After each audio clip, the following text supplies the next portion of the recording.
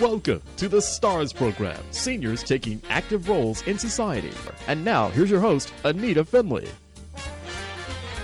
Well, Gustavo Ferrer, Dr. Ferrer, who is president of the Pulmonary Institute there in Aventura, he is brilliant. He's a Renaissance man. He wrote a few books. He speaks all over, and he has quite a practice. And if you're in need of a pulmonologist, there aren't many that I would recommend. In fact, I only recommend Dr. Ferrer. So he is on the show today, and he's going to give us some of his brilliance. So what are we going to hear about today?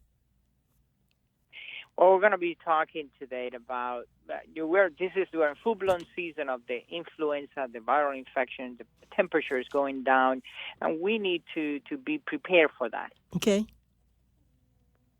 So how do we prepare for the season?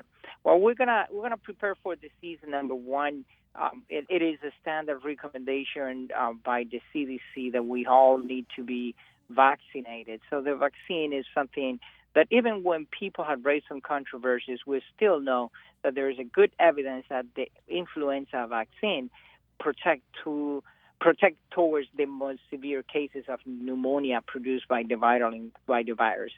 The number two is going to be common things that we all need to be doing regularly, daily. And that is, we're going to be talking about nutrition. We're going to be talking about hand hygiene. We're going to be talking about some of the over-the-counters that have great value that we should be using fairly regularly to protect ourselves for what it is coming, for the regular season of viral infection. Well, let me tell you that there are still people who, I ask them, have you had the flu shot? No, I don't do that. And I just say, you'll be sorry. But, that's up to them. But, of course, and taking your recommendation to have the pneumonia, that special pneumonia shot, I actually called my physician, and I don't think he had it. So I have to wait till he gets that one. Isn't that interesting? It is fairly common that most people don't carry the vaccine, but that both of those vaccines, you can get them at your local pharmacy. CVS carry them, Walgreens carry those vaccines, and it's extremely important for the people that qualify for the pneumonia vaccine to get the vaccine. And do you think, I always thought going to my doctor to get the vaccine is better than going to one of the drugstores. You don't think that's important? Well, the advantage is in your doctor, you're going to have, part of the physical exam. They're going to keep the records on board. But both of them are using the same vaccine that the FDA and the CDC have approved. Oh. So there's no difference between the two groups of vaccines or providers. The providers are just the venue where the patients or the people can get access to the vaccine. Okay. All right. Then I'll do that. I just was trying to do the right thing. So, but I know you helped me with that, and I'm certainly thankful. And I hope that other people listening get your flu shot and then wait for a few weeks, get your pneumonia shot, and feel good, right? I mean, it's not pleasant to have these illnesses. They last a long time, it seems, too. And that's exactly right. And it can actually complicate other issues if the person or the patients have issues with chronic lung problems or heart problems or asthma or people that have smoked in the past. All these viral infections can turn into pneumonia or even worse, into severe cases of respiratory failure. So it is important to do our very best to prevent those things from happening. So, Dr. Ferrer, I know you have a lot to talk about, but I'm going to throw something into you. Have you been reading about the blue zones? Absolutely. The blue zones are those places in the planet where people tend to live the longest. Right. And the interesting part of that is that the research behind the blue zone and the book that was written about the blue zone, they highlight that actually most of these communities, they share basic things that they're pretty good. They usually share an excellent diet. And the one that is used the most is going to be the Mediterranean-like diet. And in those places, the top places where this is happening is going to be Japan, The Okinawans is one of the top blue zones in the world.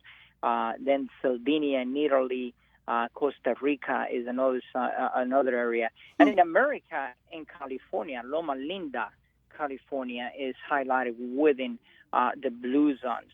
And they also have something else. All these areas have a strong social network. There's a great connection between all different ages of life, family connections, and they tend to have some spiritual background. People, in the case of Japan, they practice a significant amount of meditation. And in the case of Loma Linda, they practice prayer as a common denominator in those societies. So the book written about the blue zone, it is a very, very interesting book, and I recommend for people to read it, because the main message that I get out of that book, Anita, when I read the book about the blue zone, and when I have, this is over 10 years now that have been in the market, this idea of the blue zone. The main message that I get out of that is that for the longest in America, we have created multitude of diets. We have created multitude of things for people to lose weight and get control of the weight.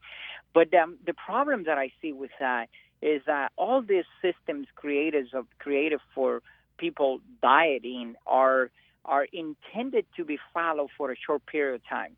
Yeah. So we're not teaching people to develop a lifestyle for their better, to do something that it will be for.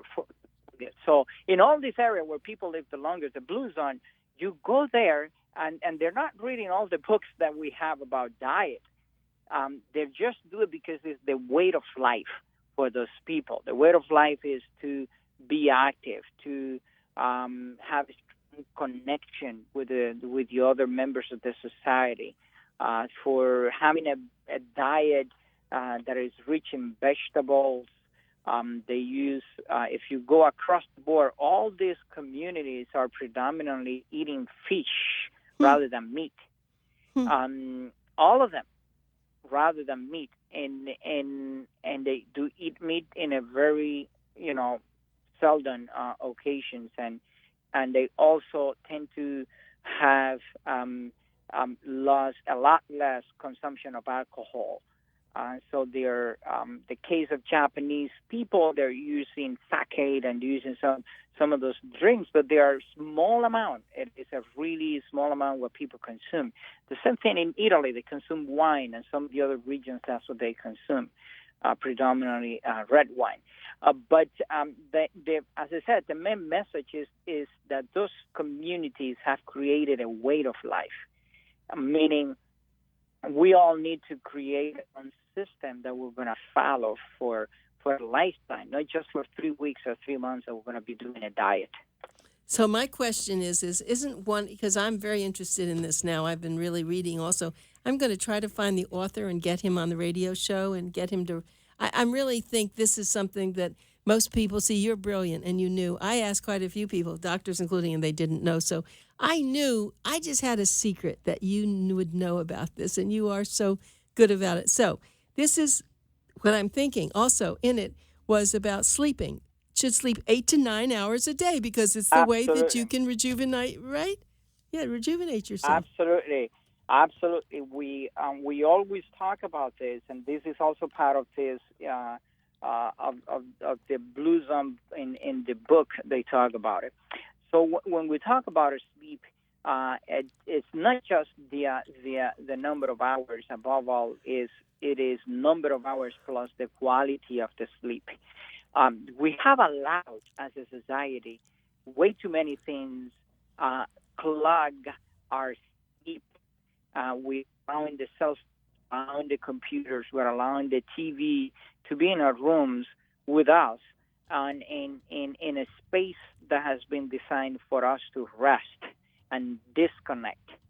So when it comes to the quality side of sleep, highlighted in the Blue Zone book, and highlighted in tons and tons of studies published by the American Academy of Sleep Medicine, when it comes to the hygiene part, we need to do our very best to unplug on electronics and trying to have a regular routine that we go to bed a certain amount of, a certain hour in the day, and then allow ourselves to sleep 7 to 8 hours. Mm-hmm. Oh, 7 to 8? Okay. The other thing is, of course, and you're very big on this, on exercise, and you're going to laugh about this. I was going down to the gym. I decided I was going to start to exercise down there, even though I'm going to buy the little bicycle. But it was so packed I couldn't get on my bike. Oh, my goodness. And that's because it's the new year and it was early in the morning, so I'll probably go. It doesn't matter if you exercise at 4 or 5 in the afternoon, does it? It doesn't matter. As long as you get those activities into your regular schedule, it doesn't matter. You just got to keep them moving through the day. Yeah, that's true. So what else does it tell us? Food, sleep, exercise, socialization, and what else? Correct. Remember, this book was written about 10 years ago when we did not have the excessive access to media. I'm pretty sure that Dan Buntner, the author of the book, he soon is going to be adding in the enormous amount of evidence that we have that the excessive use of media and social media, it could be a problem. Overall, at the time of sleep, you can use it through the day. You can be connected with people through the day, and thank God for those systems that have been created, and they came to us in this century. But it is extremely important for us to take control of them and not allow them to take control of us. The other thing that they do in those communities, and it's highlighted in the book, from this book is where it comes the concept of keeping ourselves hydrated, drinking, and the number of glasses of water that we need to drink through the day. There are some people that may need some restrictions because they have a specific medical condition like a kidney failure or heart failure. For the great majority of us, we do need to drink 6, 7, or 8, 200 milliliters glasses of water. Yes, and I'm following a lot of the issues that you talked to me about when I was down there visiting you, and I have to say that Dr. Ferrer is my pulmonologist, and there aren't too many pulmonologists with his skill and his experience around. So I do suggest, and I want to just tell everybody, you can go online to, if you want, we'll do this, and you can go online and get to Dr. Ferrer, and I'm going to give you the way to do this is it's called pulmonary-institute.com, correct? Correct. Yeah, pulmonary-institute.com. And Dr. Ferrer has other very, very fine physicians as part of the institute. But, of course, I've known Dr. Ferrer. He's been my special friend and doctor, so he's the one that I will travel down to Aventura, even though I live up in Boynton Beach, because, when people complain about that, I say, listen, this isn't like going to the grocery store. You have to get the very best person that you know. Thank you, Anita. Thank you very much. You know that. So you were talking about, we talked about water then, but we also, hydration, that was important. But correct. The other thing, there are a lot of people who don't know how to cook, and so when it comes down to it. So I know something that you do. You have this wonderful plant-based juice in the morning, and that would be one breakfast. It could be at night, too. It doesn't have to just be for breakfast, right? Correct. Yep. So what I do, I put in one of these bullets, one of these blenders that are out there in the market that are easy to get to. I have one of those, and I buy frozen fruits. I'm trying to buy a Publix, so one of the places that they really bring good quality fruits, frozen fruits, and I also use kale, for example. Okay, kale and spinach, both of them, if you freeze them, you can use it for a long time, and they retain their nutritional value They don't get stale. They don't develop any issue. And then you put it with fruits, and the fruits overpower that. And by overpowering the taste and flavor of the overall the kale, you can create a mix of a really wonderful smoothie or juice, whatever you're going to do with that contains tons of minerals, vitamins, and good nutrition value that you can get it in the morning. And you're gonna have if you do it in the morning, you're gonna be ahead of the curve because you're gonna have plenty of nutrition for that. And you can do it at the end of the day, or you can do it for 2 or 3 days. If you have few days that you have spent the days eating or overeating, during the holidays, Christmas holidays to New Year, we tend to eat a lot. Thanksgiving, and overeating could be a problem as well. So it is a good practice to dial back and allow the body to recover. So using this kind of blend vegetables, fruits together would allow the body to recover and also to bring, good nutrition on board. So, Dr. Ferrer, you just told me in this last little paragraph that I can freeze spinach and kale. I did not know that. I always buy it fresh, and then if it only lasts a certain amount of time because I buy a large bit, and that's silly. So I can actually get it and freeze it for my juices? I've been doing this for a very, very long time. You can freeze them, and they retain their value. This actually has been studied. The problem is I also buy them fresh. I buy my kale fresh.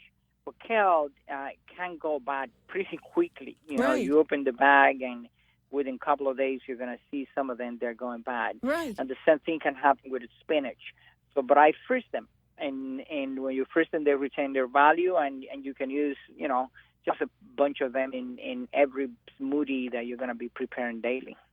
You do this to me all the time. Every time I talk to you, there's something new that you tell me. I have been buying the fruit frozen because you did tell me that when they freeze the fruit, it's at its prime, and that's something good. And then the bananas, we all buy bananas, but then they go to waste so quickly.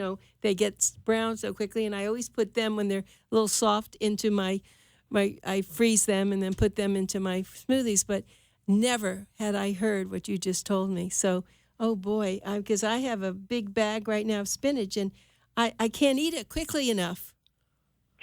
That's exactly right, because they're bringing those to the market in big bags. So I do the same thing. I'm watching publish or whatever place I go to, but I freeze them. I open up, use it, and then freeze the rest.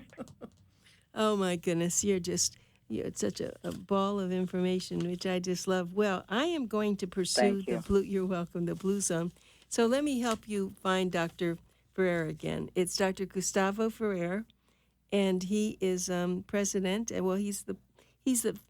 I think you're the founder of the Pulmonary Institute, are you not?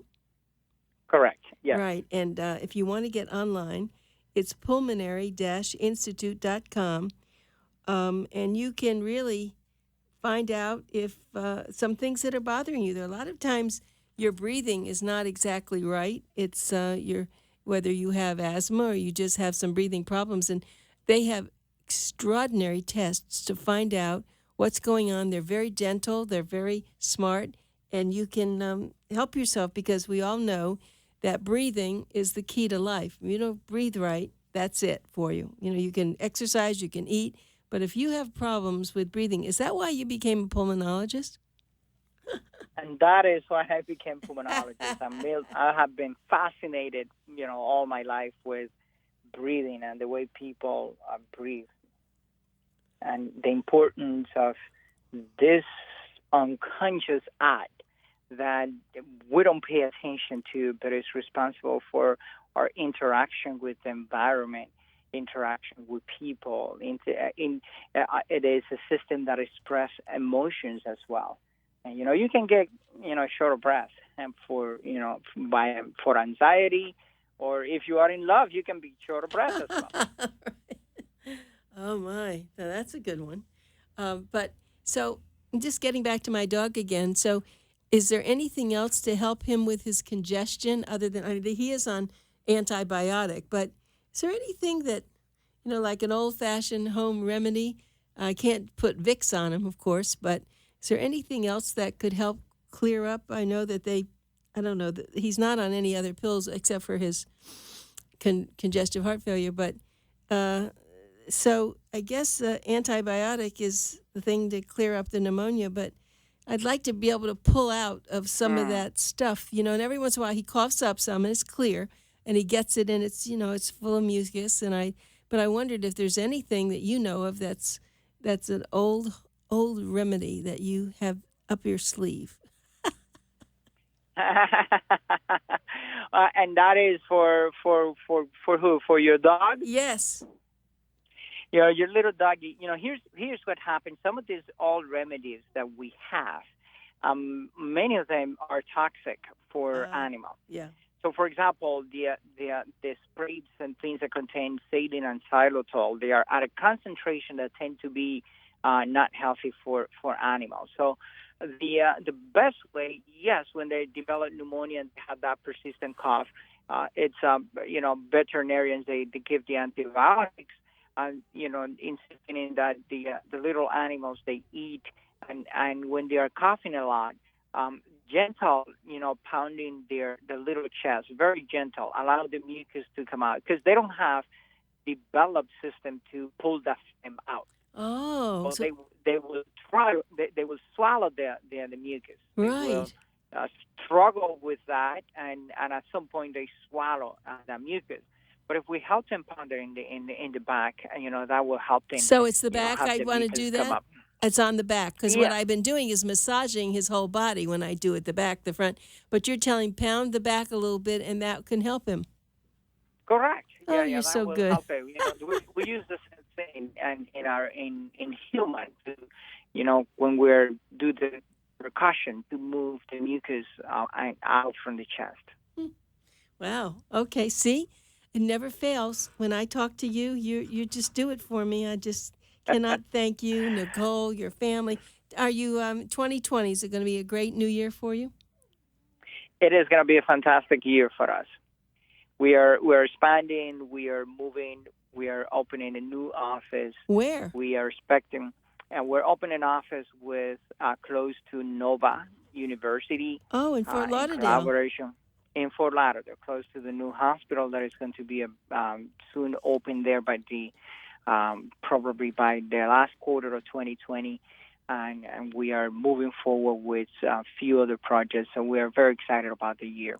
And I hope it's wonderful for you guys, too. Yes, well, we're working hard to make sure that that's true. We have our big expo coming up on the 28th of this month, and that's always very exciting. To what hospital will be opening up there? Will it be the Broward Health or something new? No, it's the HCA hospital. Oh, it's Plantation an HCA? Okay. Yeah, Plantation will be moved I see. entirely to the Nova University Hospital. I see. Okay. Well, I'm glad you're doing what you do. They need you, and so does your family, and so do we. So you just take care of yourself also. And I know that you've had a busy day, and we thank you so much for taking the time to be on our show. And we'll just keep working with you. And if you ever, you should be writing articles for us. So do it, because I'm going to go after I'm going to go after the Blue Zone, and I know that man's name. I've seen it in his book, but I'm going to really see what I can do with that. Fantastic. Yeah. I truly enjoy being in your show, and thank you. And it's wonderful, a wonderful time that we always have. Yes. And appreciate the opportunity. Thank you. I wish you guys the very best, and we'll stay in touch. Yes, always. Thank you so much, Dr. Ferrer. My pleasure. All right. Goodbye. Bye-bye.